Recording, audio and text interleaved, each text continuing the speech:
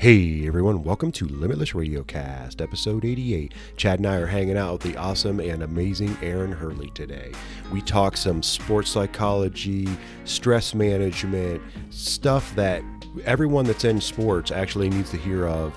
Erin is onto something amazing. She's going to be bringing out some great content. She's really going to be putting her business forward to help sports athletes out there with some mental stuff. It's amazing. Everyone out there, you guys need to take some notes on this. This show is one of the best shows that we've had on this topic. So sit back, relax, and enjoy the show. We'd like everybody to welcome our newest sponsor of the LimitLess Radiocast, oldbonesTherapy.com. You guys can go out there and follow them on Instagram and Facebook. They have amazing products that are going to make your body feel better and perform better. Compression knee braces, compression ankle braces. They have compression socks, shin sleeves, insoles for your shoes, all kinds of equipment that makes your body feel better, things that Chad and I need, definitely myself. So look in the future. Coming up at you guys will be giveaways. We're super happy, super fortunate, super blessed to have oldbonesTherapy.com with us here at Limitless Radiocast. So guys, go out there and check them out. Support them, buy some things. You're supporting them, you're supporting us. Chad and I want to share with you an amazing company that we have brought on to the Limitless Radiocast, 28bands.com. Limitless Radiocast at checkout for a discount. These are amazing resistance bands to incorporate into your day-to-day activity training. They're easily wrapped up, folded up, however you want to do it. They go right into your gym bag. They take up absolutely hardly any space at all. They are amazing. Chad and I have been using these day to day over the last several weeks now, and it is making a huge improvement on both stretching, strength, anything. I can't even believe I haven't used these before. I'm telling you guys, go check out 28bands.com, Limitless Radiocast at checkout. Check them out. What's up, everybody? Welcome to the show. Hope everyone out there is doing good, taking care of yourself, and doing what you need to do each and every day. So, guys, we have a huge honor and privilege. Chad and I are hanging out with Erin Herle. She is a Brazilian Jiu-Jitsu black belt under Professor Cobrinha. If I pronounced that correctly, I hope I did. She's also, yes, okay. I mess up everyone's, especially professors' names, and when it's Brazilian, and I'm like, oh, geez, I messed it up. She has a ton of information out there. She's been on a lot of news platforms, obviously a lot of podcasts, because one of the most important things that she actually did that I support and love a ton is started the nonprofit foundation of Submit the Stigma. She's also a freelance writer, which is pretty cool because my wife is a journalist / now freelance writer, but she did get her degree for that. But anyway, Erin, thanks so much for hanging out with us. We appreciate it very much. Thank you. Thank you. I'm going to update a little bit because I feel like go ahead, please. I am all those things, right? I'm kind of a jack of all trades, but more recently I changed my life path for the nth degree of time. I am now a mental performance consultant in training. Nice. So awesome. I'm actually taking all of my experiences and a lot of like writing and journalism and being that kind of like, I like to call it like an interrogator. I'm always like, but what do you really mean? I'm always like, ask the hard questions. Now I get to do that for a living. So I'm actually finishing up my master's in sport and performance psychology. And so I'm also heading towards the mentorship portion of it, where I get to, get my certification to be a CMPC. So that's it. I feel like it's like the culmination of everything. So I can't wait to talk about like that. And I feel like every podcast that I've been on in the past, like talk about my experiences and my opinions and my beliefs about, the jiu-jitsu lifestyle has led me to be able to create a more like healthy and sustainable like framework for other people to learn from, like we were just talking about burnout. And I think burnout and perfectionism, they kind of go hand in hand sometimes, but those are the biggest ones that I'm like, I want to add the research, to that and add it into the jiu-jitsu community and culture. And I've got really big plans. Good. That's good. So that's awesome. No, and that's good on you because you see it. You've put the time in, you put the effort in, and you've seen firsthand. You've talked to, let's just say, throw a crazy number, like millions of people, for instance, of experiences and their stories and what is, and you're building all this information. I tell people all the time, like, it's important for you to gather as much knowledge as you possibly can, and then form that system and then give it back, like pay, like give it to people to teach them and guide them, because we live in a day and age now where this is, it's an epidemic. It's really truly an epidemic, and that people need to understand it more, and they need to be, Chad has talked about this before. It's okay to be, or I'm going to screw this up, Chad. How do you say it? It's okay. It's okay to not be okay. Yeah, it's okay not to be okay, but to understand that you need to talk about it or journal about it or do whatever. Like it's process it. Yeah. So when Chad told me you were coming on, I was like, sweet. I was like, because this is huge. And I grew up with very much this kind of stuff. I mean, I have ADHD. And I've learned as an adult how to deal with that. My oldest son. Can you tell me your secrets? I'm still learning. I'm hyper focused, so it's kind of crazy. People are always like, "How do you do that?" So I'm an engineer by trade, and I draw. I'm a product designer, so I draw on the computer all day long, doing 3D models and stuff. And I can listen to a book on tape and draw and do everything without that. But I've learned to keep myself doing that all the time. Now, the bad part, if we talk about burnout, is that I'm so hyper focused that I will I'm an all in guy, as Chad and I always say. Yeah. I will be like, oh, I can do this. I started running. I ran for 10 years. COVID hit. I quit running, just started jujitsu. Then my wife was like, hey, I want to start running. So she's been running for a while now, doing really well. And she's like, always like, hey, come run with me. So last Monday I went and ran 4 miles with her, and then I couldn't walk. And I was like, that was stupid. And she's like, what's so wrong? And I was like, because I think in my head that I can just go back out there and do that because I've did it for so long instead of building it up, because I'm that all in person. So at 45 years old, I do still learn that, like, let's transition in a little bit. You don't have to be like, let's go. You know what I mean? That my only tip or trick to ADHD is to find something that you can keep yourself moving on and not be distracted, because like it's very short span, and the distractions are very easily to see them, like we joke and like squirrel. I feel like most people have this like big candle with like a big long wick, and they just go through life and they're like, cool, I just see everything that's happening, and the wick is being uncovered and burned away slowly. And we're more like, I guess, like TNT, like it's just like, those old cartoons, that's kind of us, until we just kind of explode and we like have this crisis of like, what did I do wrong? Or I thought this was, supposed to be for me. I was so into it. Sure. I think one of the biggest things that helped me with that was jujitsu. Jujitsu helps in a lot of ways, but that was one of the big ones where when you sign up, it's like, I know you want to have all of this like instant gratification, and especially in the beginning, you're like, oh my God, an arm bar and a choke, and you're learning all this stuff, and it's like compounding and stuff. But you still have that 8 to 10 year till black belt. Correct.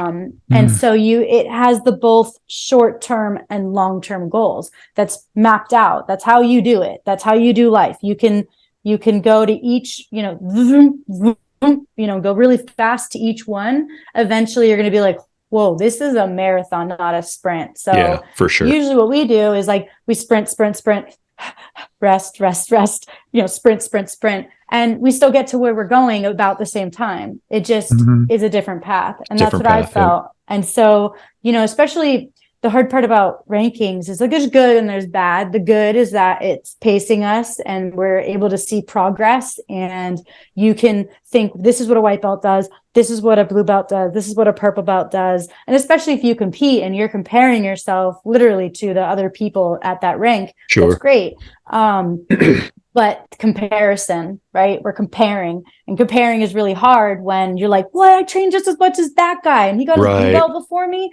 Like I've heard that so many times. And I've been there. I had a meltdown. I had switched gyms when I moved over to Marcelo. So I went from Cobrinha to Marcelo. I'm like, these guys know each other. They're from the same team. Sure. Like, we're all family. And I'd been training there a long time while I was visiting. And then when it came time to do the promotions, I expected to get my brown belt. I'd already been a purple belt for 3 years. I'm like, I've already done stuff. I've won stuff. Like, let's do this. and I didn't get my brown belt. And I was so upset. And I ended up talking to Sarah McMahon, who was there, because she also gets, she was training with us and gets promoted by Marcelo. And at the time, she was really putting her counseling degree to use. And she was telling me, like, you have to think of like the whole big picture, and like, you're going to get it. We know you're going to get it. It's just not today. And that's okay. Right. And that was really hard to deal with. And so I went, and I was working for Gracie Mag at the time. So I went and did an article where I interviewed a bunch of competitive legends who also have students of their own. And I asked, how much does competition result weigh in on your promotion? And in a conversation later, Marcelo had to be like, I know you wrote that article because you were upset you didn't get your brown belt.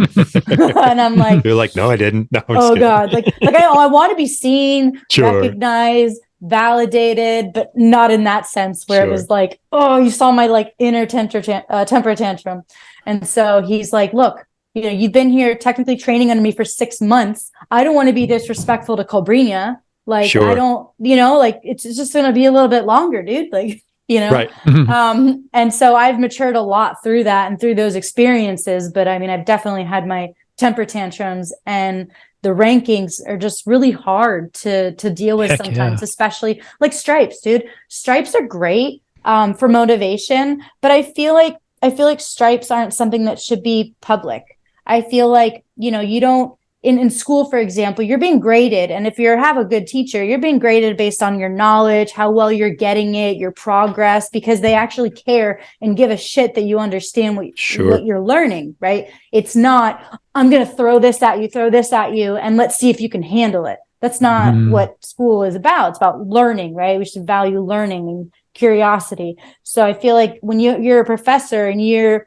judging, you're not supposed to be judging. You're supposed to be, all right, let's give this person an honest feedback on where they are. Sure. But let's not make it a big deal and tell everyone else. We don't say, hey guys, Sonny over there, he's got 99%. And, Jeff over there, he's got 79%. It's like, we don't put it out there and where you're at. You know what I mean? And like belt is one thing, right? Belt is like a grade. Like, okay, I've done the things and I've done all the things I need to do. Now I'm in 2nd grade. Now I'm in 3rd grade. But the in between is like the assignments, the homework, your actual progress. It's really hard to see that and compare yourself, especially if you go to competition, because 3-stripe white belt and a 2-stripe white belt to me are, 2-stripe white belt at my school, we can't even do the intermediate or all levels class. We're stuck in our little beginner class. Once you get that 3rd stripe, man, and I'm just, this was back in the day. Sure. And some gyms still do this, I think. So you have this like definition of like, oh my God, a 3-stripe white belt. Now that person's been training with high level, you make up all these things about it. That seed gets planted in your own head. So then your mind begins to tell you, I can't compete against this person. I can't compete against this person. They're a 3-stripe. Like at my gym, like, those guys get to go over there and do all the cool stuff, and I'm still over here. Like, there's no way.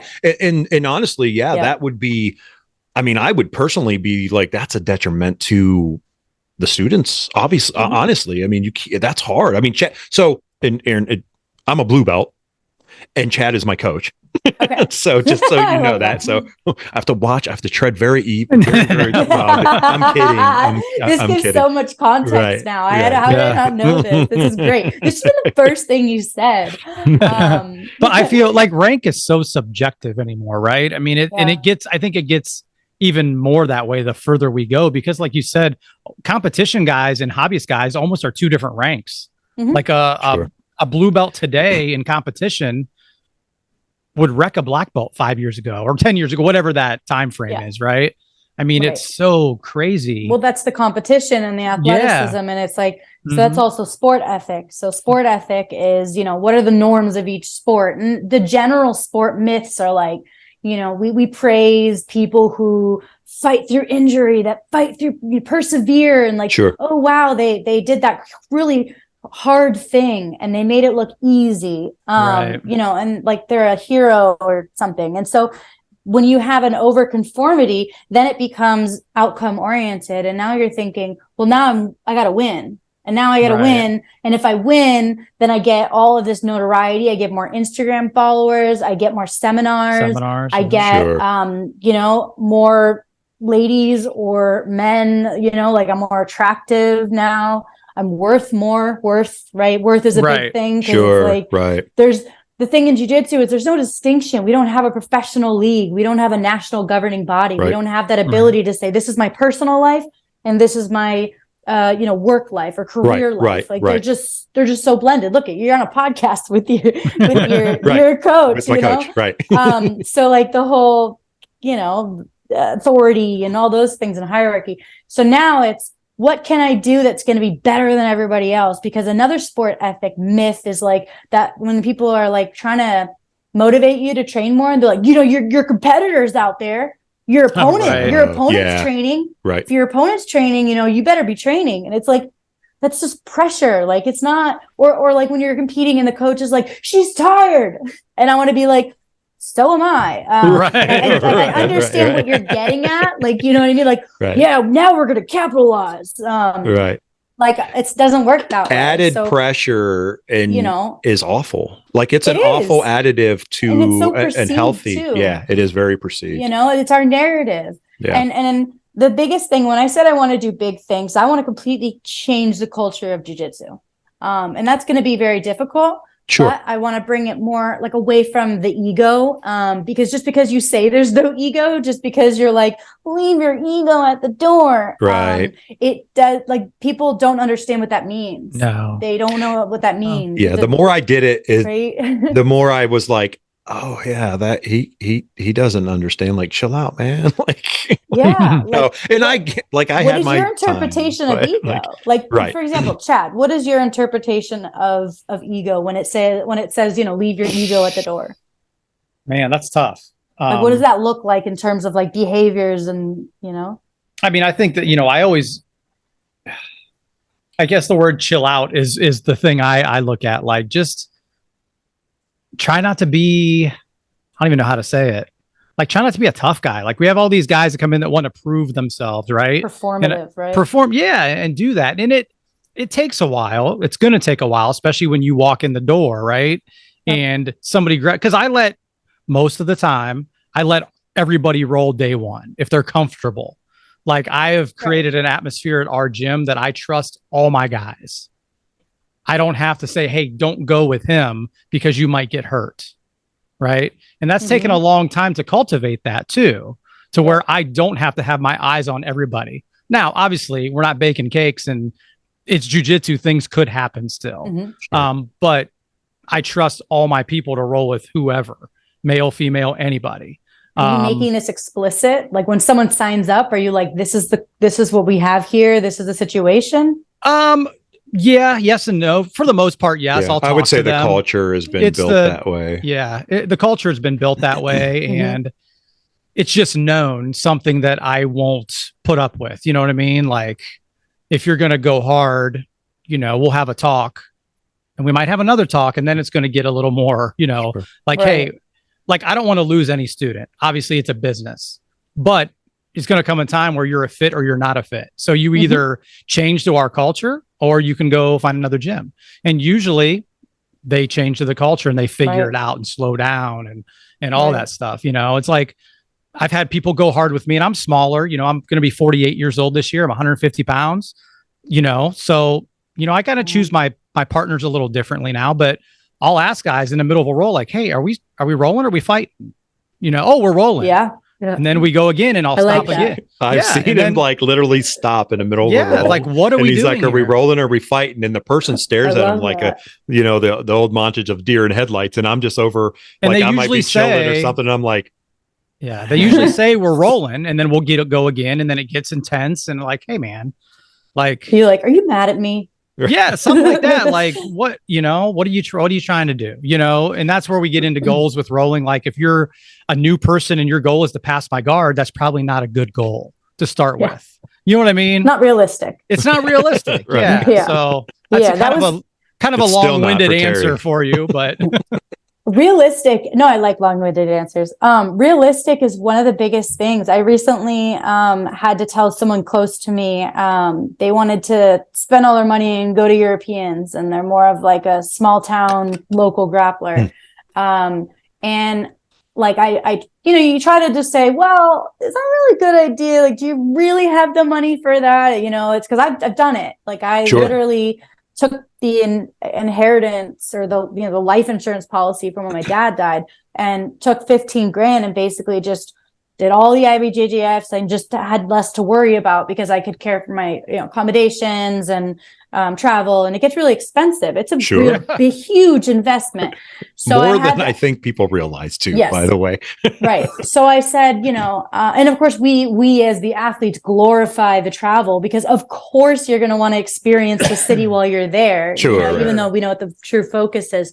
But it was, what in your past performances has told you that you would do well at Europeans or any major tournament?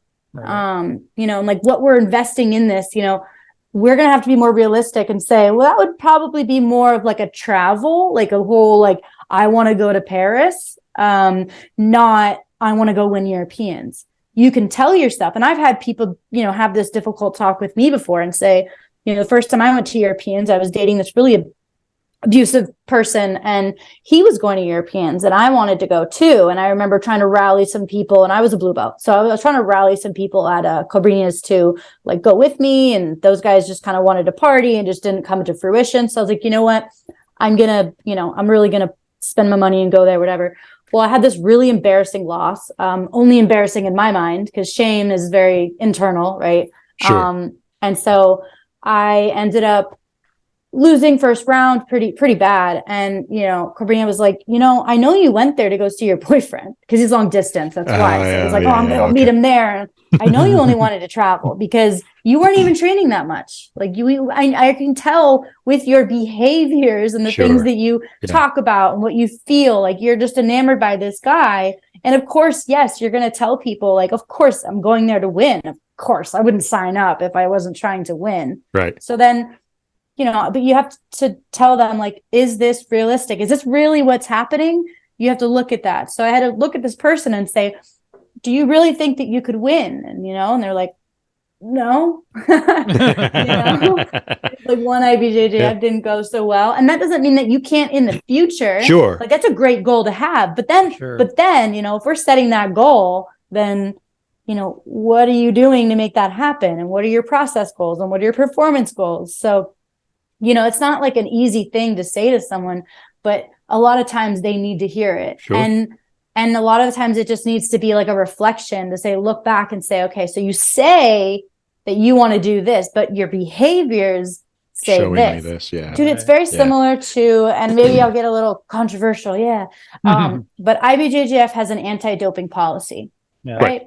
So you go to their page and it's like doping. So you want to know about like their testing, and you want to know about like how much they care about making sure that we have an even playing field. But we all know that the most, the big amount of people in jiu-jitsu are on steroids because of that overconformity to sport ethic. So if you have people who are like, I have to win, my livelihood, my self-worth depends on it, they're going to cheat. Right? That's why people cheat, because they care so much about the outcome. Yeah. So now you go to IBJJF's website and they're like, we do this, we test, we don't want anyone doing steroids. But then you look at their actions and it's like, here you were like putting this person on a pedestal. Like, you've got people who are taking steroids that have taken steroids that have been like caught. I don't know how. They must have been really, really bad at it if they got caught. Because they don't do, because the testing is not like, they literally will test like, we'll test Mikey, mostly the Americans, or like rooster weights and the feather weights and stuff. They never actually go into detail what they're doing. They never say, well, we test at this tournament. This is our process. This is our procedure. They just say like, so we dropped that name USADA.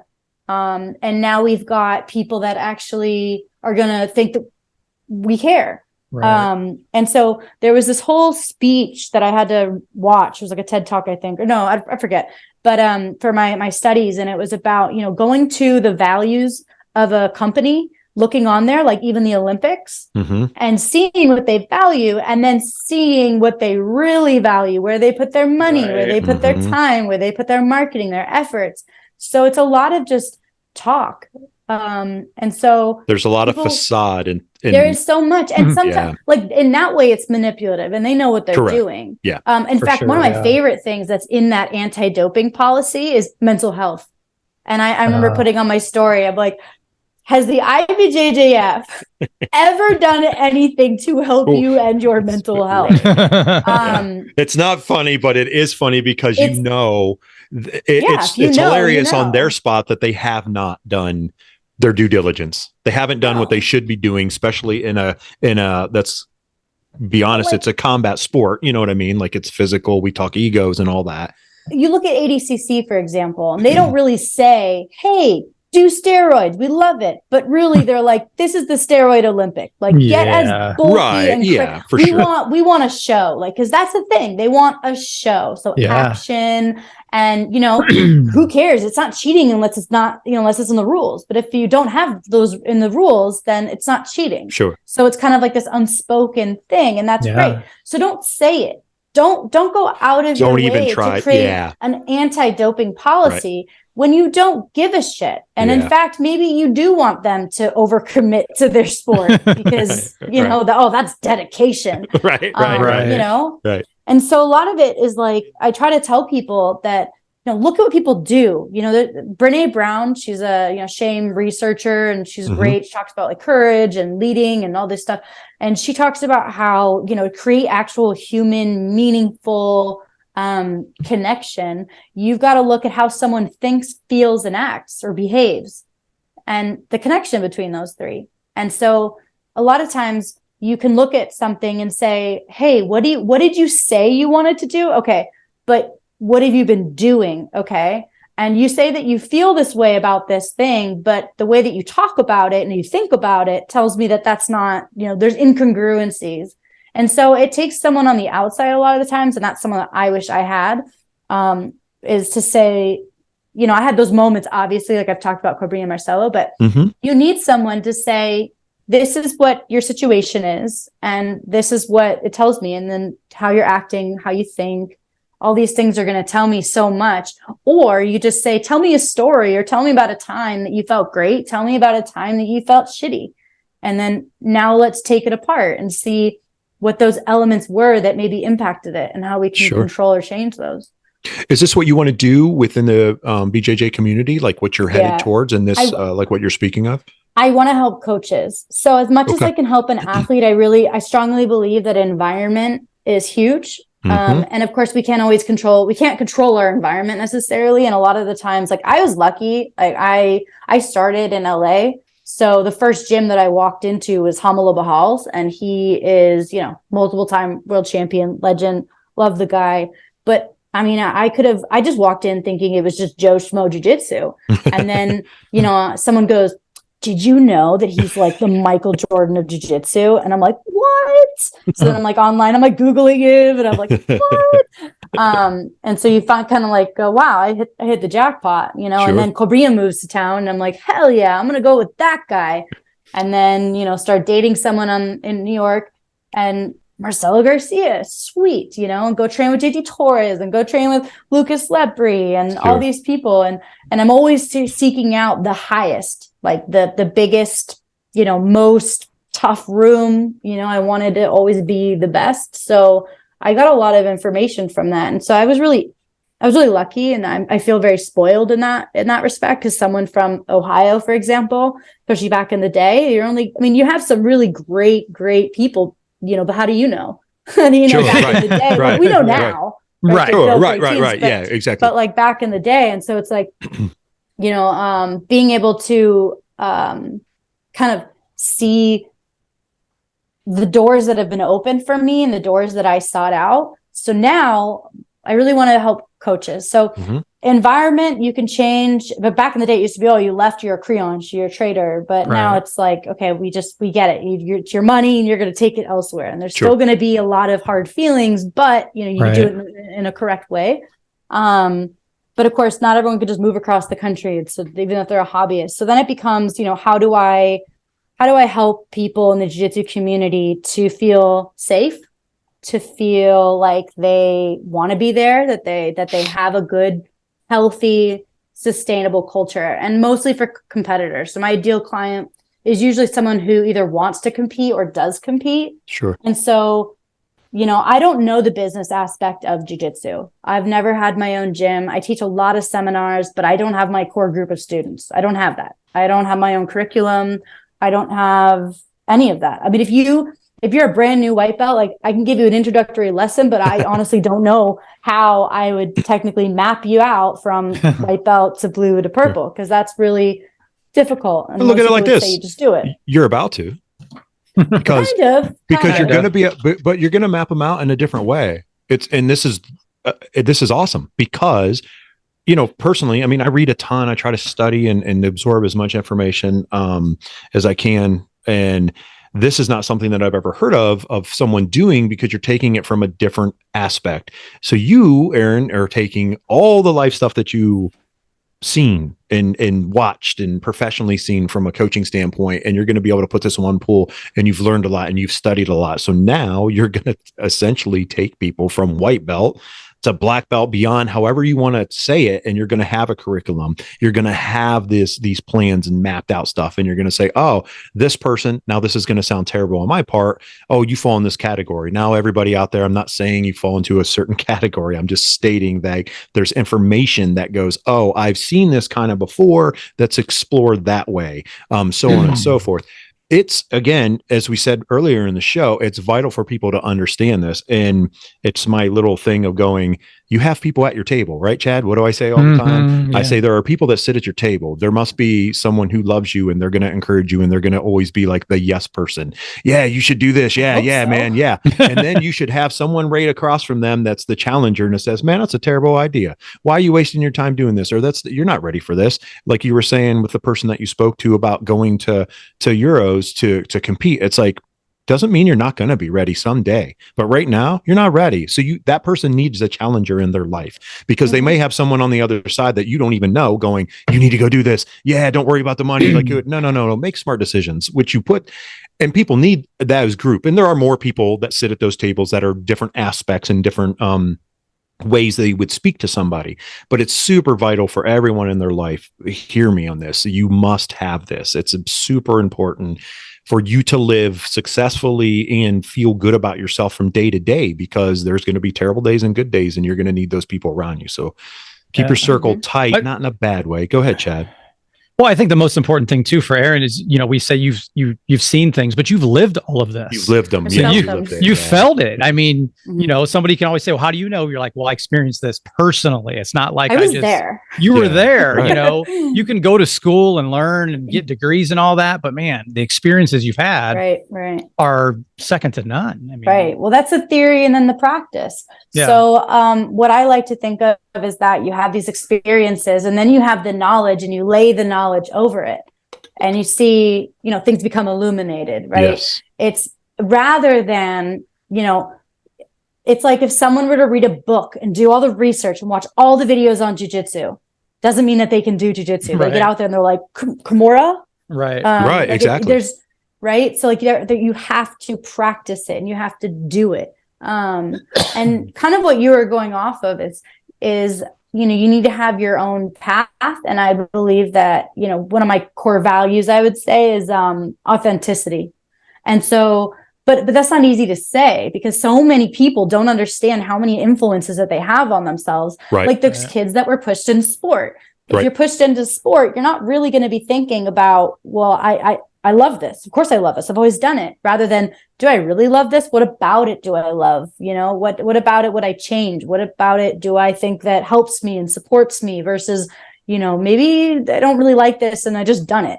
Because a lot of times you kind of ask someone, why do you do this? They're like, I've always done it. And so authenticity is really hard sometimes, because I've been through that trial and error way of going, like ADHD is just like bumping into things and being like, whoops, whoops. And just you learn a lot of hard lessons.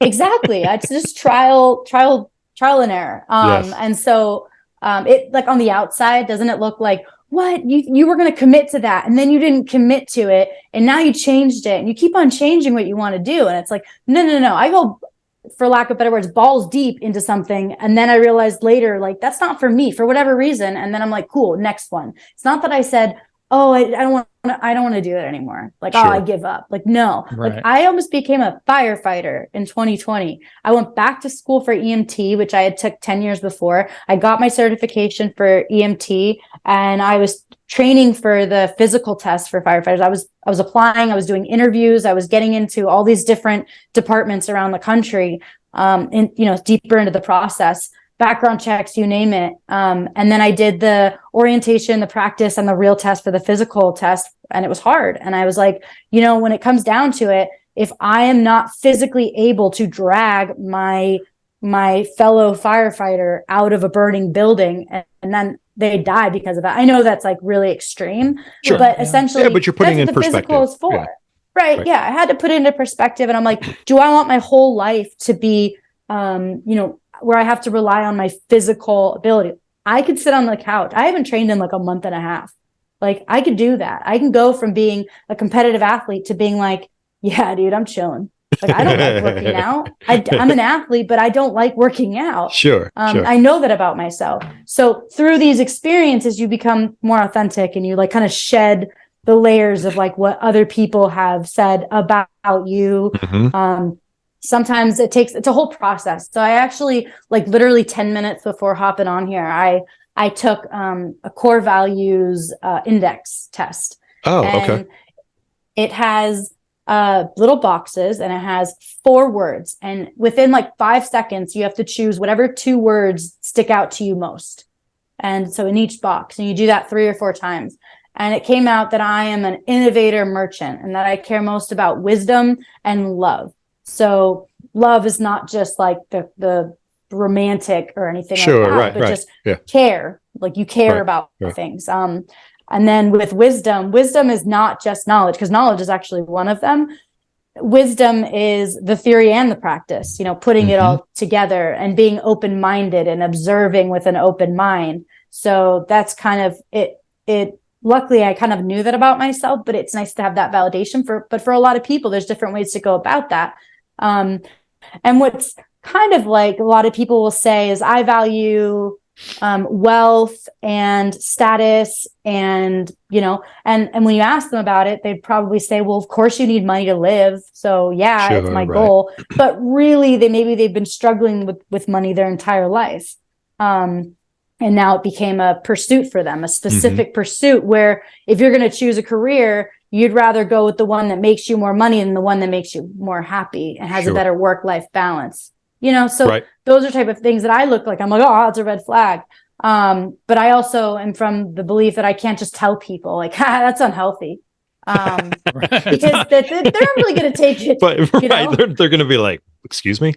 Like, if I go, you know, how much do you think jiu-jitsu matters? Because like back in the day, and we've all been through this, that obsessive stage, we're like, it matters the most. Like, screw my family, screw holidays, I'm going to train. You know, we've all been like that, really intense. And so I was too. I literally, my self-worth was in jiu-jitsu. And if I lost my first match, and this blog wrote, you know, that, oh, this purple belt, you know, Erin, she's going to win her division.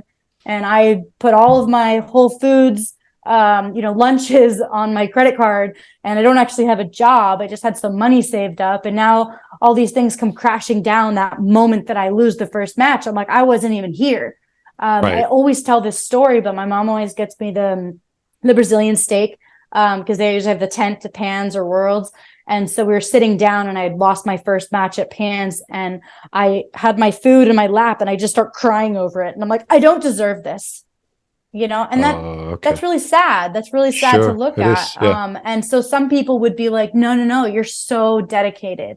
You're so dedicated. Like, oh, I admire that about you. And, you know, you'll get them next time, Tiger, because they're not in it with you. There's no possibility for you to be in it. And like, you can have a similar situation, but if it gets to that point, you kind of have, like, my mom was like, do you want me to call the suicide hotline? Like, cause I was bad, because so much of my worth was just in my performance. And if I had mental performance consultant tell me, hey, did you know that you are creating a really, really, really bad habit, and also that you are creating your own situation, your own narrative, and we can change that to make you feel like you don't have to off yourself because you lost at a tournament that happens every single year, and people don't particularly care about purple belt results if your goal is black belt. Right. So I've been in that where it's like, literally the day that I signed up, I'm like, I want to be a black belt world champion. And to get there and realize like, holy shit, like, that doesn't mean anything. And most of the females that are in my division and in other divisions, I look around, are pieces of shit. It's for, I'm not always. Sure. Yeah. But I mean, they're not like, that's not what I want to be. I don't want my priority to be winning. Winning doesn't mean anything. Winning doesn't make you more marketable if you can't have a conversation or, just have if you're not functionable, like in societies. Yeah, like if you're not marketable, you know what I mean? Right? Then just because you have a world, a medal or something, you gotta talk, you gotta be able to teach. Yeah. That's another thing that I really want to help with is that, like, I'm not going to teach someone how to teach. Teaching is a whole nother it's a whole nother avenue. And I'm not going to teach you how to get business, or because I haven't done that, but I know how to make people people feel like they matter. Giving people choice, giving people opportunities for growth, and not making everything about winning. And so there's all these unspoken things that happen. Like, for example, if you're a gym that has all the medals up on the wall, what does that tell you? When you walk in, like, you could look at it like, wow, these guys are champions in life. They've got medals. Or you could look at it and go, wow, they really care about outcome. And maybe if I go and compete and I don't win, maybe they won't give a shit about me. Yeah. It's truth. I mean, what are these messages that you're sending? Right. And so it's like being able to say, like, you matter as a person, regardless of what happens out there, on the mat. Yes. Do you want to win? Okay, cool. I'm going to be here to facilitate that. I'm going to make sure that you have resources that I do, that I put you in a position that gives you the resources to do those things. It's going to be on you, but I'm going to support you. Not, are you training? Why didn't you come to training? If you said you wanted to be a world champion, so like people don't understand what that looks like and what healthy ways and sustainable ways. Cause I've been there where it's like, here's guilt and shame for not training. Here's guilt, shame, and that's not me saying, hey, I'm really not happy that you didn't train. That's saying, where were you last night? Okay. Well, I spent some time with my kids. I don't get a lot of time with them. They were home. So I just stayed home and I spent some time with them because I value family and family time. And then having a coach be like, well, I thought you wanted to be a world champion. Where are your priorities? So I've been in that. I've been in those rooms. That's and hard. There's a lot of champions in those rooms, but I guarantee you those people are not competitive anymore because they're not in the same environment because it wasn't healthy for them. It wasn't healthy. Yeah. Right. And so I don't know, maybe you have other ways to say it. Like, how do I say like unhealthy versus healthy? Because people don't really want to hear that. Yeah, I think that's it. But I think that's it because you got to be honest with yourself and you got to you got to have some accountability, which so many people don't want to have it because it's so afraid. They're so afraid. Like, it's hard. It's hard to be like, I'm accountable. Take responsibility like, hey man, for your actions. I messed up. Like people at work respect me a ton, like all the time because I'm that guy. Like, I'm like, Terry screwed up, man. Like, I'm sorry. And I'll do it in front of everybody. And they're always like, wow, like he's like, he does that. But then I get the utmost respect because they're like, he doesn't really care. Like, he cares, but in a different way. Like, it's like, I care about you, but I'm like, like I'm very much that person, but I didn't get that way. It took me a long time in life. I'm still an introvert, which is still crazy because I do a podcast, but I'm an introvert by nature. In your house. Your home. Right. If you were in front of me right now, I might have my head down, Erin. Oh God. Don't look at me. Are you talking? But which is kind of funny. Like, people are all the time. They're like, dude, you talk all the time. I was like, it's become a craft over the years of just being shy and being introverted and growing up really rough and having no money and then moving with my father. And that was a terrible disaster, but better. I gave up basically roughness to abusiveness, but it was going to be a better life. And I knew that as a young person. So I was like, all right, well, I'm going to be able to get some shoes and clothes and stuff, but this is the result. It's going to happen, but okay, I'm going to deal with it. And I did. But here nor there, this isn't about me. But to like, yeah, but people have to be accountable, like be okay about that. Like be okay to explain that to people and be like, hey, this is why I am, this is. And like, if you know someone that can help me work that out, or if I'm a competitor or doing BJJ, I've told Chad this before, I've 3 years, February 11th will be 3 years for me that I started. A lot of that changed in me where I did shed even more stuff with jujitsu because I was like, oh, I don't have to push myself that hard. Like, it's okay. You're older. Like, you're going to get there. And I struggled too, like what you were saying earlier with like the white belt stuff. I was like, man, like, I know that stuff. But I was in perspective and real with myself going, but you can't even move that well. So I would make myself look at things and go, all right, you need to study this or you need to learn that kind of way, which is so hard to teach people. It's hard to teach people that, or to get them to let go of that ego, especially men. Let's be honest. You know what I mean? Absolutely. There's a lot of masculinity issues because, winning is always associated with power, and power is always associated with masculinity. So being a female, it's like there's an assimilation process.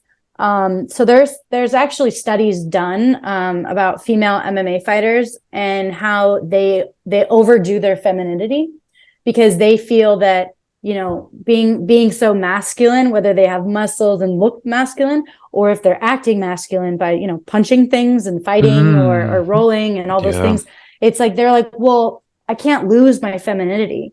And so they go, completely to the other extreme to try and balance it out.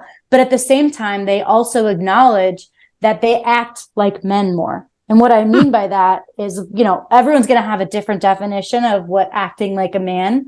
It's like, I would say it's like, farting. Erin goes right to the grave. It's like, wait a minute. Yeah. See, I'm laughing clearly. My dad always said, boys pick their nose and pee outside. And I was like, Dad, so do I. I grew up like on a ranch, I had a farm, like in a barn, and I'm like, hell yeah, I'm gonna go pee in my horse's stall. I don't want to go in the house. Right. But you have people who have to assimilate in some way. And so, but then, if we look at it like gender, it's not just that, because there are men who feel like they are not man enough, and that there's this ideal man. And that means that you're strong. You never say no to a tough role. You never give up, you're never vulnerable. And it's like, buddy, if you're doing jujitsu, you're vulnerable. You're vulnerable. If you're getting your guard passed, you're not thinking about how your muscles look. You're not thinking about like your hair. I mean, I hope not. I mean, if you're that good. If there's some people out there, if you're listening right now and you are, there's nothing we can do for you. You got to strip those things, and you got to try really fucking hard. Right. Like we're trying here. Right. We try. Here we try. There were two instances where one when I was a blue belt and one when I was a black belt, where my opponent was fixing her hair during the match. Okay. Oh man. So the first time that happened, there's a picture of it too. I finally get her in my close guard, and No, I think I was, whatever, I don't remember. But it was her, we both were like, oh, cool, break. Yeah, almost like we're both anxious, and we're like, oh God, okay, all right, we still have some minutes on the clock. Like we're gonna do this. This is just like a coping mechanism. And I remember sitting there and thinking, why am I giving this bitch time to fix her hair? Like this is like, what am I doing wrong? I'm never gonna let that happen again. Like I'm not, And then the second time it happened was the finals of Europeans in 2018 when I fought Beatrice Mosqueda, who I believe is the pound for pound best in the world. She's good. She's good. Yeah. And here, I defended like 7 different attacks, and finally I end up in her close guard, and I'm just shitting bricks because I'm like, this is her position, even though any position is hers because she's kind of good everywhere. Right. But she was Oh, she was fixing herself up too. Oh man. Like, and that to me is, so many things. That's confidence, because she knows that I ain't going to do shit from her closed guard. I'm not going to be threatening her. She doesn't have to keep her eyes on me. It's her fight. It was her fight. I was just behind from the beginning, playing catch up. And so when she felt like it, she was like, boop, choke, boom, we're done. But in that moment, it was like, all right, so that was a complete, ability. Like her skills were just above mine, her experience levels, her ability, in jiu-jitsu was just higher than mine, and her awareness at that time. And that's okay. That was like, all right, this is a clear gap. And there's a lot of stuff that I need to do to be able to close this gap, and I'll get you next time. So that was my thinking. But, as a blue belt, knowing that, like, I think I had beat her before, or maybe I, first time facing her, but we're both blue belts. And so I think I'm the shit because I'm a blue belt. Sure. And so I'm like, how could I let this person feel so safe and comfortable during this match that she's able to fix herself? So, like, that was the thing that I needed to focus on, was like, all right, I'm like, it's not just the opponent, it's also the time that I'm trying to fight as well. Like, I only have a limited amount of time to try to win. And I ended up losing that match at blue belt. Well, I lost both. But it's hard to to look at it and go, okay, what is performative? What is, you can't be performative if you're truly training hard. One time I said on my story, there was a guy that I liked, whatever. He, said, oh, I want to date you, whatever. I want a relationship. And I posted on my story, and I said, if you've never farted during training, then you're not training hard enough. And he messaged me and goes, this is why we're not dating. So yeah, I mean, to be honest, going back to authenticity, and also, Chad, what you're saying with like a culture, it's like, this is the culture, or this is who I am, or this is who I portray. These are my values. This is what I care about. This is where I put my effort. And if that doesn't jive with you, then good riddance. Some people screen. I know some people who screen the students that want to come train at their gym, and they're not doing it on like noticeably, but they're definitely screening. Like, do I want this person at my gym? Right. Rather than letting them like come in and just like see how things pan out. And so that is more of a culture of like, I'm judging, right? Right. And then when you go in there, you realize that you're constantly being judged, and there's performative. Or I used to say that when the Mendez brothers opened their academy and it was all white, and you had to wear all white gis. Yeah. I used to ask some people who had trained there, who were visiting, and they're like, dude, I felt like I couldn't make a mess. Like I couldn't sweat because it's gonna darken, the mat or whatever. Or you have to check your hair during right, exactly. And it's like, I feel like if I had ever trained there, which that was the one place I wasn't allowed to because Cobrinha and Hoffa, the rivalry. Yeah, right. I mean, I'd visited there for Gracie Mag, but never trained. But I felt like I was going to care more about what I look like and how much effort it looked like I was showing versus, how much effort that I was really going to need to have and show. And I think effort is not it's not the opposite of performative, but it's very hard. And if you can control how you look while also beating people up, I mean, Cobrinha, right? Cobrinha's got the perfect hair. Yeah, good hair. Everybody, right? Kaio's the prettiest man in jiu-jitsu. Person, maybe. And he wins. It's kind of funny when you see those guys and you're like, why do you look like that? And then you're like, right? Or the females, awesome. I'm like, you brush your hair? Right. Like, you have time. You have the will to brush your hair and paint your nails and do all of these things. Every time because I would go, and I didn't have a team where like, I was never on a team that was like, yeah, we're all together. We do things together. It was more like I had my team of, Liv in Australia and Margot, wherever she was living at the time, whether it was like Hong Kong or New York. And then I'd have Christina, who was up in the Bay Area. And then I'd have, all these other people from around the world. And we'd all get together at Euros or Abu Dhabi, and we'd stay at the same place to make it cheaper. And then we would all cut weight together. We would all, because we weren't in the same divisions. And then we'd coach each other. So we were like our own little little team and support system. And so it's like when you have people that are like part of, I don't even know where I was going to go with this. What was I talking about before that?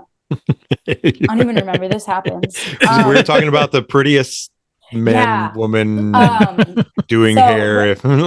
Yeah. So we would do like fight week. So every time we would get to our destination, we'd like actually go do girl things, because to me it was, okay, I've done all the preparation. All the preparation is done. So now let's make ourselves feel good. Whatever that may be. Let's go get a massage. Right. Whatever it is. Yeah. Let's go look and travel. Like, let's go do those things, because it's hard. It's hard when you're just competing and then competing and then competing and competing. Erin, in your time now, and I know there's probably not, how big of a window from then till now is that for you? Like you doing that? Yeah. So So I was actually supposed to start my mentorship in January 9th was supposed to be the quarter. So that was my final quarter, and I was going to graduate and then continue the mentorship hours. But before Christmas, I had a staph infection. I took some antibiotics. It rotted my stomach somehow, and I ended up in the ER 3 times. Just horrible pain in my stomach. And I never got the endoscopy, but I'm still waiting to see a GI specialist. But that's a whole nother insurance talk. But I figured out that I either had an ulcer or they just said like gastritis. So I couldn't eat anything. And I was taking this like coating medication, and then I had to like time it out. Then I was taking like a PPI, so it reduced the stomach acid. I was living off of Jello. I couldn't eat anything. And then it became just scared to eat anything.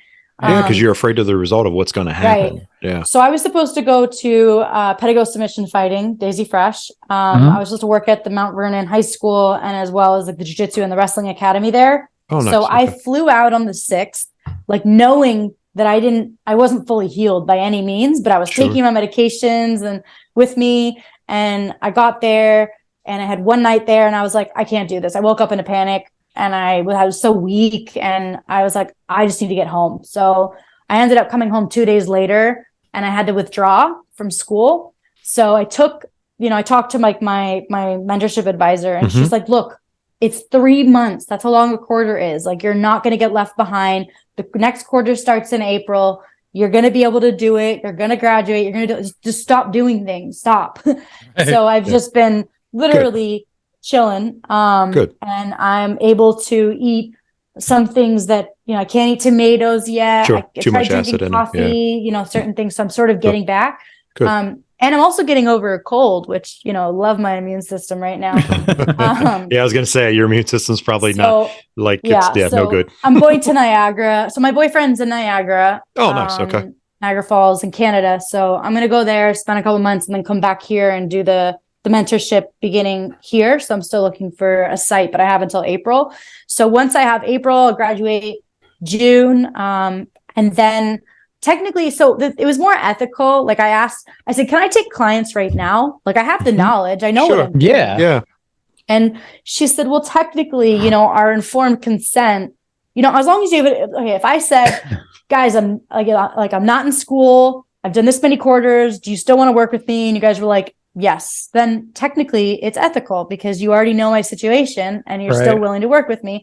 But the informed consent that I have from the school, it says like I'm a graduate student in training, and I have a mentor that I work with one-on-one once a week, which I'm not doing right now. So I felt like I'd rather spend this time to really find my niche, which I think is going to be more about burnout, helping people, prevent burnout. And, I don't like those coaching programs that people are like, I'm going to bring you from, not a good competitor to a really good competitor. And we're going to use nutrition. I don't really know much, but this guy does.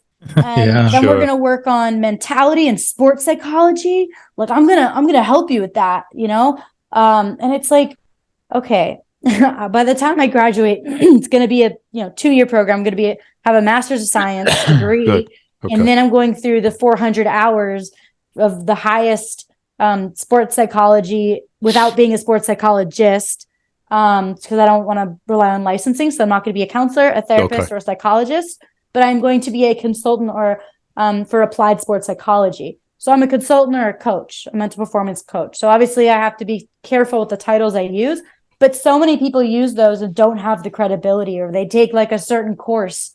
They take one course from somebody who did go to school and then they start doing it. And it's like, no, I want to take it the really ethical way. Yeah. A lot of people try to build a fake resume. Yeah. It's it's like becoming a person, like being a personal trainer, right? Like you could go take any kind of, I could do it after this and probably get certified. Like anyone can do that. And that's fine. And like, if you're willing to work with that person, that's great. But to be honest, like there's a lot of people who either have the experience and now they're helping other people, which is great. But there's other people who take with certificate program and don't have the experience that I do. And like, I have imposter syndrome. So it's very, very hard for me to like say, like, people use superlatives a lot, right? They use a lot of superlatives. They say like they want to use, or statistics, and they want you to believe that you're in the top certain percent of this. It's like, well, first of all, there aren't many mental performance consultants. And it's the same thing with jiu-jitsu black belt. Like there really aren't too many.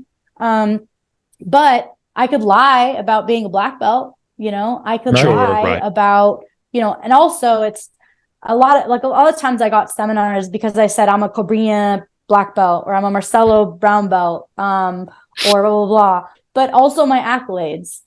And so in this world, you have like the people that you're associated with, your team, which is comprised of teammates that you've never met in your entire life because they're just some affiliate that is paying your professor or whatever. Sure. And then you have the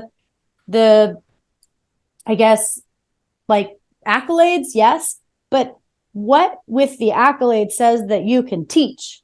What says that, like, what makes you a coach? And so unfortunately, the going back to like wanting to help coaches coach better is, you know, just because you know jiu-jitsu technically doesn't mean that you know how to coach somebody. And what usually happens is, you know, we say, I am a black belt. You don't say I have a black belt or I earned a black belt. That's the language we use. I am a black belt. Right? It's our identity. So a lot of that becomes, oh, if you're a black belt, then you must be a black belt in life. So I'm going to take life advice from you. Sure. And really, these people, unless you really know how they live their life and you agree with it and, you know, you align with it, that's great. But for the most part, just because you're a black belt doesn't mean you should be giving out advice on how to tackle life's problems or be talking to people about their personal life, even if they do tell you. Because it's not ethical, right? And then you have, unfortunately, we have a lot of cases of grooming and of just like self-serving ego, or the grooming thing is a really instructors sleeping with their students, and oh, but he's so good at jiu-jitsu, and it's like, well, yeah, when I was a white belt and I was a completely consenting adult because I didn't start till I was 20, you get wine and dined. You get this guy that says, oh, you don't have a lot of jiu-jitsu female partners? Come to my gym. You could take my class. I know you're only a 2-stripe white belt. And like, normally we want you to have a 3-stripe white belt, but like you could totally take the advanced class. So then you go in there, you're like, fuck yeah. Like I'm getting like all this attention. I get to learn like cool stuff because I get to take a class that I shouldn't be in technically.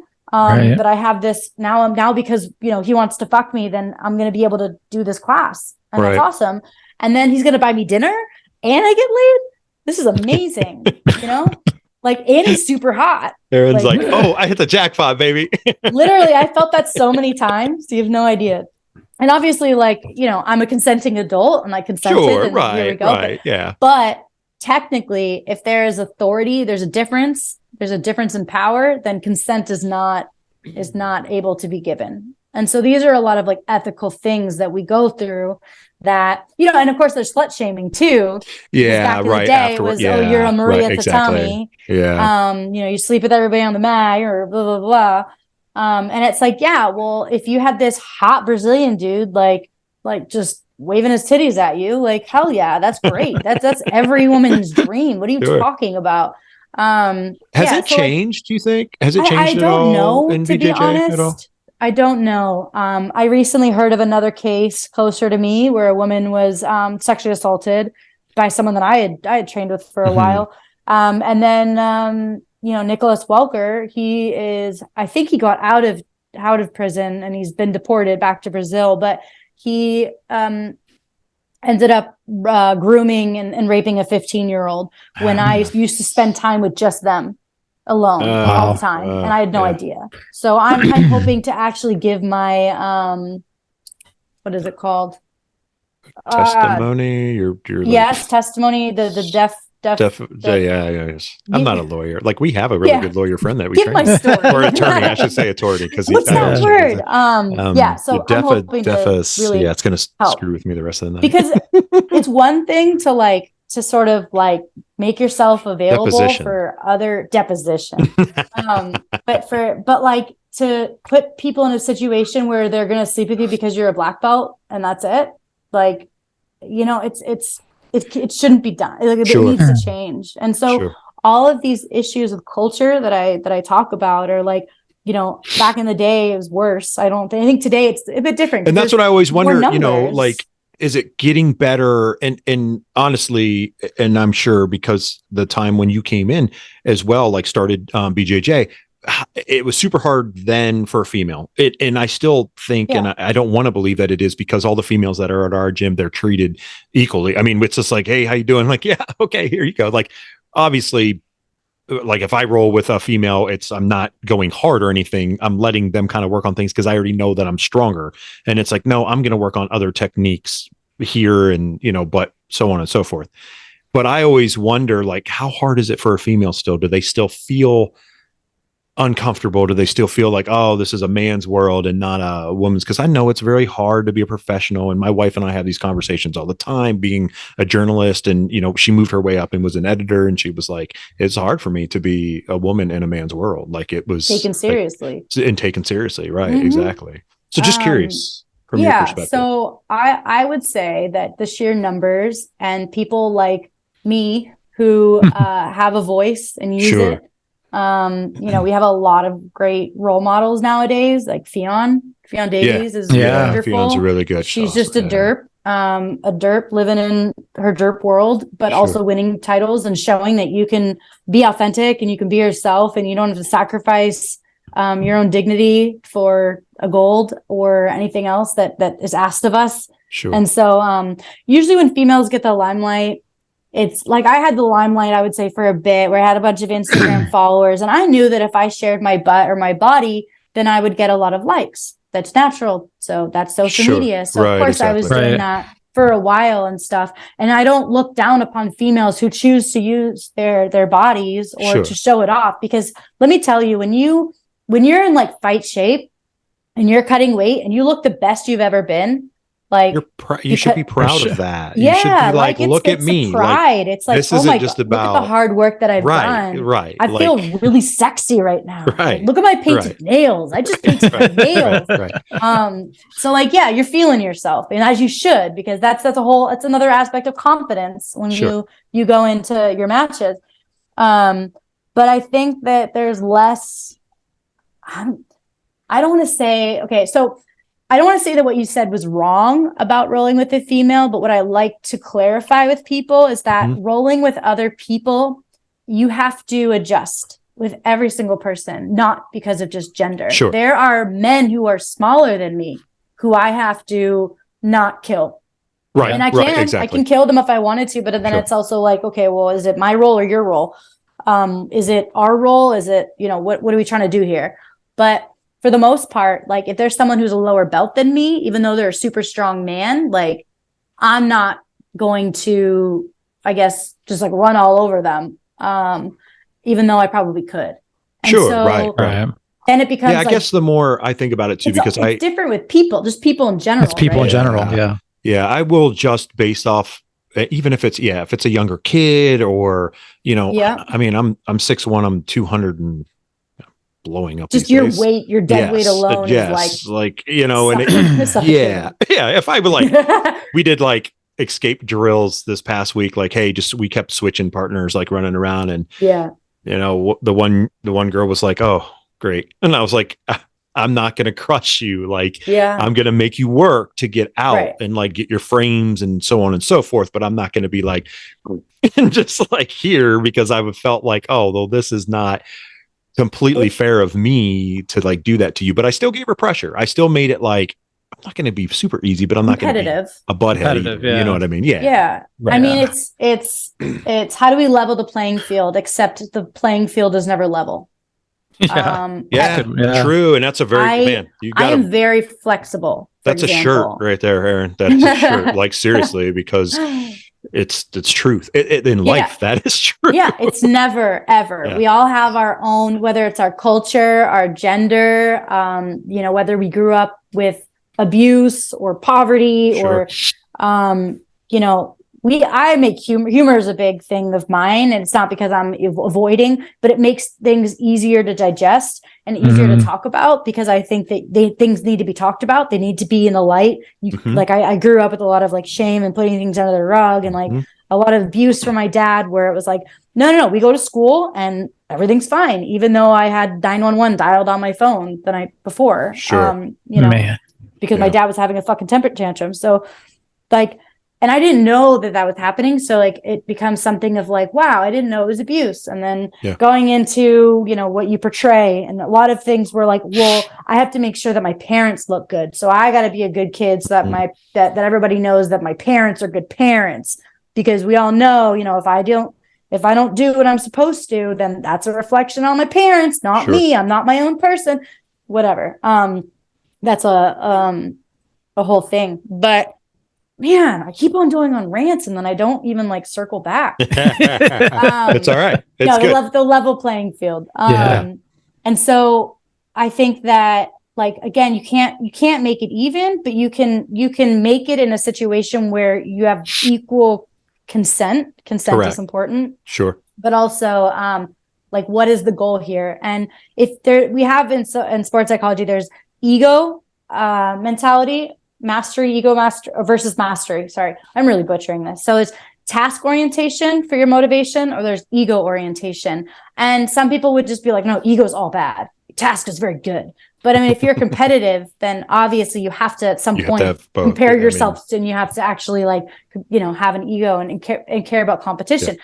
So task and mastery orientation is more about my progress, my mastery of the skill, because the winning will be an outcome and a consequence of me focusing on how to do things correctly. Sure. Versus I'm going to focus on winning, and now I'm going to try to make sure that everything I do is with the goal of beating someone else and being superior than someone else. And so you have to have that ability to say, it's my day, not yours. It's my game, not yours. Sure. I'm going to, impinge my will on you, and you're not going to do that on me. But if you don't focus on the task, then you come out of it like I was, suicidal because you lost, rather than going, well, these are the good things that happened. These are the small wins that I did. This is, well, I wanted to do that thing and I did that thing. So a lot of times people go into training and they come out of it. And if you were to ask like a white belt, maybe even a blue belt, and say, how was training? Oh, I didn't really get tapped, and I tapped a couple people. It was a great training session. And you're like, all right, but like, what did you learn? And they're like, how to smash, how to be sick. So it's like, like, that's great. Right. But then if you go in saying, I'm going to have this very specific goal of getting this knee slice pass on every single person. And of course, there's also really great approach, because now you're doing this, you're the control, you're doing the same thing to every other person. You're gathering data based on what everyone else is doing to you. And you're having very similar roles, but different outcomes because of the person that you're rolling with and being able to adapt and all of that. So if I go in there and I say, damn, that's cool. Like, I defended my guard, or I passed a guard. And if it's not about defeating or winning versus another person, then you actually gain a lot more insight. You gain a lot more progress. And you also gain the ability to look for more steps to get to where you're going. So instead of saying, I'm going to go in there and I'm going to smash everybody, I'm actually going to go in and I'm going to say, okay, so Brian always gets me in a guillotine. I'm going to defend the guillotine today. That's my day. And you come out of there and you go, fuck yeah, I defended the guillotine against the guillotiner. Like, right. Right. I have done this many times after Chad was like, he's like, right. Get the little wins, man. Get the little wins. And then little victories, little wins, man. Absolutely. Okay. But it's not about putting myself above others or like a race. You know, when it comes down on competition day, yeah, it's a little bit different. That's when you're using your A game. But if you use your A game against every person in the room, then you're not working on any of your weaknesses. And you think that, well, I'm never going to get my guard pass in competition. I don't need to practice, you know, get regarding. Like, whew, okay, buddy. Wait, because go compete. You can go 7 out of 10 times of like never getting your guard pass. But those 3 times, one time is going to be because you were sick. Maybe you weren't feeling that great that day. Sure. The other time is going to be because this guy used a completely different guard pass that you've never seen before. And the third time is going to be, you know, someone who's done this a million times. And every time that you defended, they were able to keep going despite your defenses, you know, and they were just truly better that day. Sure. So there's so many different ways. Have you written all this down like through your time? No. So what happens is this is like, I'm like, wait, Erin, there's a book here, man. Like you could do an ebook or something to where you could, people but when could it's read me this. in the paper or me in the blank document, nothing comes out. And so I have these calls with my friend who also she's a counselor or a therapist in another state, but she helps you guys record them. You should record them. I try to take notes. It's really hard, right? So I'm know, a writer, yes. But as soon as you're writing, you start becoming too authoritative, or you know, it's discourse that I need. You put your own restrictions on yourself when you start writing, instead of just like. There's freehand, and I've done this for years, where it was hard for me because of like. Not on my ADHD, but I have OCD too. So, which makes me really good at what I do, because I draw. Right. I mean, everything's perfect. And people are like, "You're insane, Terry," because like my pens on my desk at work were perfectly lined up all the time. Like people would mess with me all the time because they would move them, and one guy he'd be like, me. "I got you," and I'm like. Dude, don't do that. Or if I write on a piece of paper and it was like off a little bit, I'd start all over, because I'm like, I can't, it's got to be perfect. Now, it's really difficult. That's really having difficult kids has changed that tremendously in my life, because I was like, you're not allowed to be OCD. Right. I just have spots in my house that are like, 12 inches by 12 inches. And I'm like, that's my spot. And then my wife, literally, she will put a note on it, like if the cleaners are here, and she's like, don't touch, like don't clean this area, because she knows it's perfect the way it is. Right. Like don't touch Terry's stuff. Like it's right there. And I'm like, that's all. That's good. It's just a 12 by 12 inch area. I'm completely happy. I'm glad you have that space, that safe space in your house. Right. Of like a square foot that is yours. Don't ever touch Terry's corner. Yes. Like this is bad. Yeah. But I mean, like I do this too, Erin. Like I know. But that means it's a sign of a good conversation, because there's so many ideas flowing. The writing, it's hard to record. I have this podcast. So that's what I was going to say. I was going to say, right. I've been thinking, because like I care about authenticity and I care about organic discussion. Yeah. And so rather than creating, I'm gonna have to create those slides, on Instagram that are shareable. Mm-hmm, sure. But I mean, my favorite thing is to like dispel myths or to make people think like, why do you think that is? Why do you think that is? And so I've been lucky enough throughout my 13 years of jiu-jitsu to look at things and say, here's some patterns I've seen. Here's what's good. Here's what's not, and be open. And so a lot of the times when I work with clients, I'm probably going to be taking information from them and learning from them. When I go to a seminar, I teach this, like I'll teach my own, like just curriculum, like my spider guard. I have certain moves that I love to teach, and I do them. So I can say, yes, this works, or, hey, this is kind of flashy. It may not work, blah, blah, blah. Or my knee slice, my flamingo dive knee slice that I always teach. And it was actually in November when I was at PSF.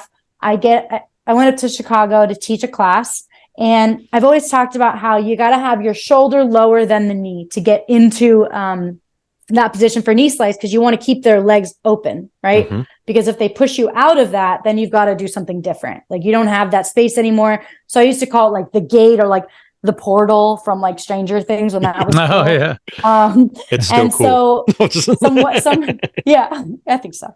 So some white belt, and I always literally, since I was a brown belt, I'm like, if anyone has like a better way to say like spread them, more just, more politically correct way to say things.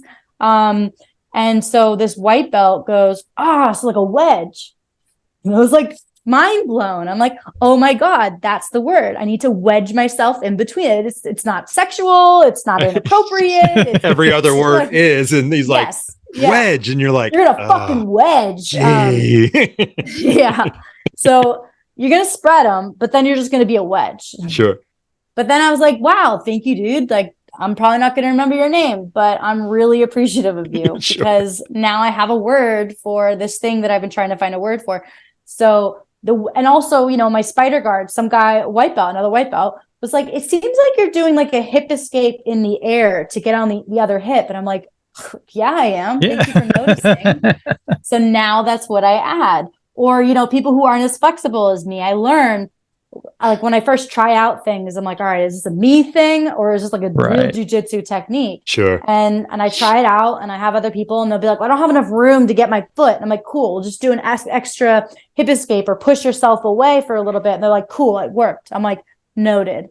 So that's kind of how I see things. And same as a podcast, right? You share things, or I sort of like say what's on my mind and you say it back to me in the way that you understood it. So that's what I'm interested in. And I think at the heart of it, I'm a researcher. I think I've always been trying to get research, but I've never been able to produce, research. You're a knowledge consumer. I mean, you're a consumer of knowledge, and now it's just a matter of figuring out how you take all that knowledge that you gathered over your years of time and many more years to come and go, you know what? I'm going to put this down in some media type or medium, I should say, format, whether it's paper, talking to a recorder, staring at yourself in a mirror and talking to yourself, which I actually have a giant stack of notebooks. And I write a lot because the only way that I really ingest the information that I'm reading is if I'm actively participating. Sure. So that's why I take notes. But my problem is I never go back and read the notes. So in the moment, I'm like, that's a great idea. I'm going to write that down. And then I just never go back to it. Or I go back to it, but the spark's not behind it. Oh, yeah. I know where I was headed, but like, I don't feel like doing that now. Sure. So I just need to book more podcasts. And then that's it. There you go. That's the thing. You just need, it's all coming out. Right. Yeah. Because people are going to hear. I mean, there's so much there to where, there is. But it's good. It's really good stuff because we don't have this in this, I want to say a field, but it is a field, the combat sports field. Yep. And there's not enough people, if any, that can talk to people. This goes from, let's be honest, cage fighters, UFC fighters, PFL fighters, like wherever you want to take, they don't even have it. Like the pressure there is huge amount. Mm-hmm. I mean, we know, Chad and I know guys who fight, and it's like, the pressure's so much, like it's unbelievable. Like you need the right outlet, and it can't be just fighting. You got to have the right people to talk to. You got to have perspective shift. Yeah, for sure. Because you're going to create your own scenario in your head, and that's what you're going to base your judgment off. That's what you're going to see. Like if you go into a party and you're like, you know what? I feel like this outfit was like so last summer.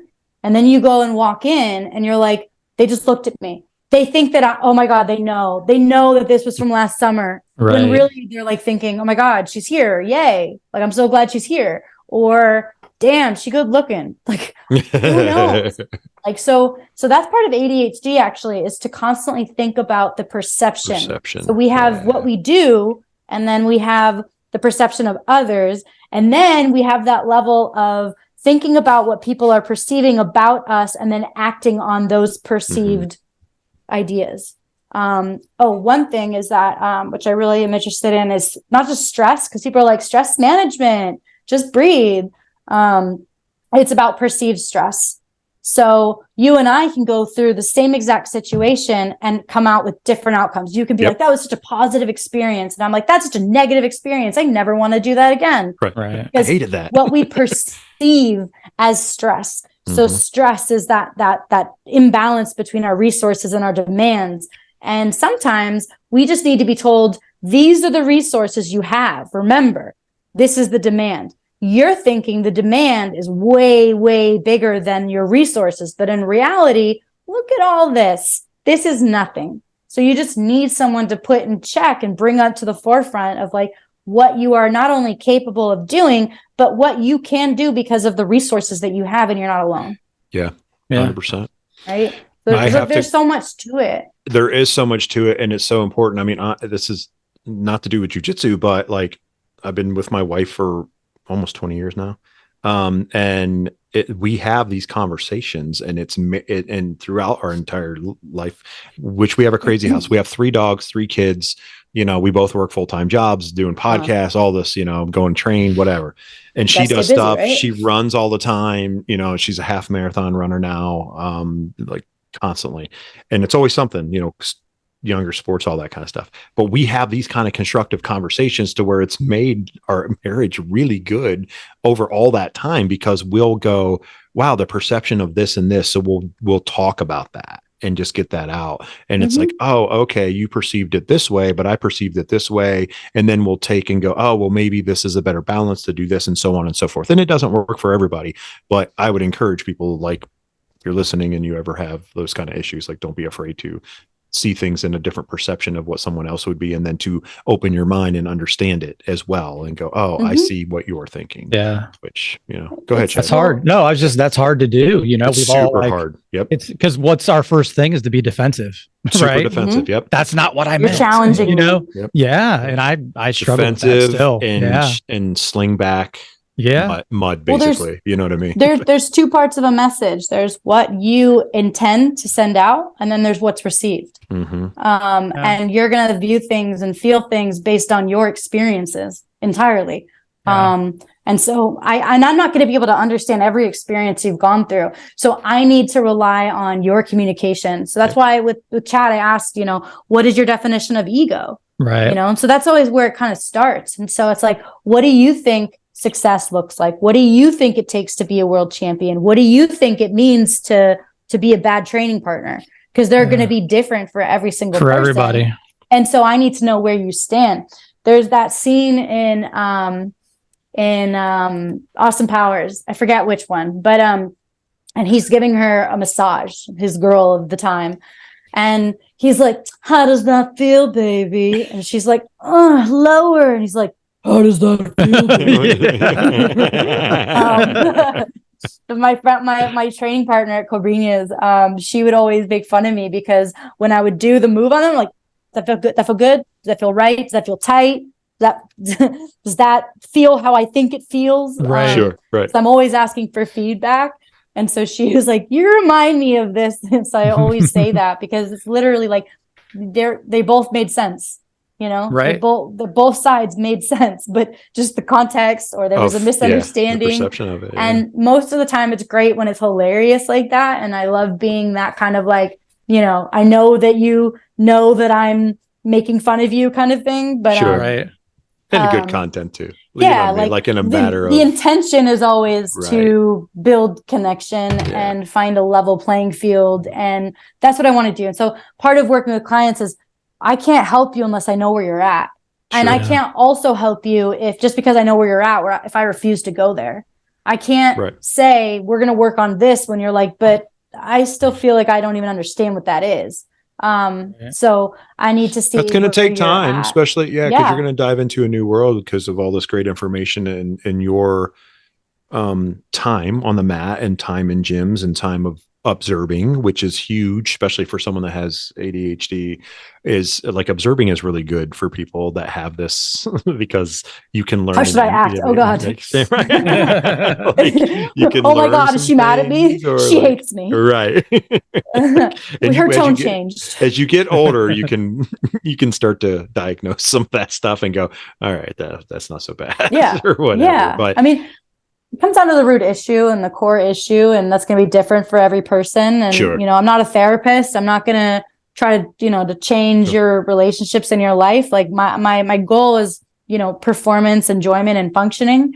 But I need to also pay attention to those other things that are permeating, because just because I can't say, oh, you're dealing with a breakup, well, too bad. Just come to training and forget everything. Just when you get on the mat, you know, you just forget everything, and all your problems don't matter anymore. And it's like, Sure. no, dude, they permeate. Like, you can't just shut it off. Like, maybe if you're a robot, you can, but everything permeates. So it's like, how deep that you're willing to go is how deep we will go. You Sure. know, I noticed that, you talk about like your dad, like your childhood, because those are important. Those are what made you who you are. And they give you understanding of why you do the things you do. Yep. And that kind of introspection is really important to be able to know, like, this is a habit or this is a pattern, and knowing where it came from and being able to kind of fix it at the root. And then rather than trying to just sweep it under the rug, and then you feel shame and guilt every time it's brought up. Yep. Or you avoid it. Right. Yeah. So yeah, those are huge things for me. And Huge. like honesty and compassion and like Brene Brown, who's like my idol, she always says that,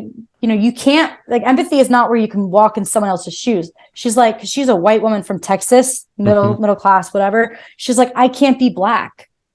I can't, right. I can't live your life. I can't understand. But if you tell me your story, what I can do is I can listen honestly. I could try to understand it. Her biggest thing is that I believe it. It is because when you say, I don't think that's what it was. Maybe she was just trying to, do this or that. Well, it doesn't matter what that person was doing. It's how you felt, your experience, your reality. What is your reality? How did that make you feel? And how do we interpret that? Right. Sure. But like in your lens, whenever I'm going to look at someone's case or someone's position or I have to understand where they're coming from and why they think that. I can't just be like, no, you got it all wrong. You're right, exactly. Yes, right, yeah. Right. You just got to train more. Right. You just train harder. And this, that like, you're not going to have any clients then. Right. You know what I mean? Yeah. Like if you did that, it'd be like, or like the one size fits all. There's so many coaches that do. They're like, no, this worked for me, so it should work for you. Right. I came from a different country. I came from a different situation. We're from a different generation. But if you do what I do and what I did, then, there's no way that you can fail. Sure. And as soon as you say that to someone, you take away their autonomy, you take away their ability to like make their own path and be authentic, because then it becomes, well, I've just been told that it's not okay to be myself, and that the things that make me are going to be my downfall. And that's going to be the reason that I'm not a champion. Yeah. It's more robotic thinking versus open thinking and militant more thinking. Pure. Yeah. Very militant thinking. But I place a lot of blame, and I realize that that's not fair, because I have to look at it like, well, that's what they know. That's what worked for them. They've done it with other people. They've built up other people, and this is what works for certain people. It's my job to say that doesn't work for me.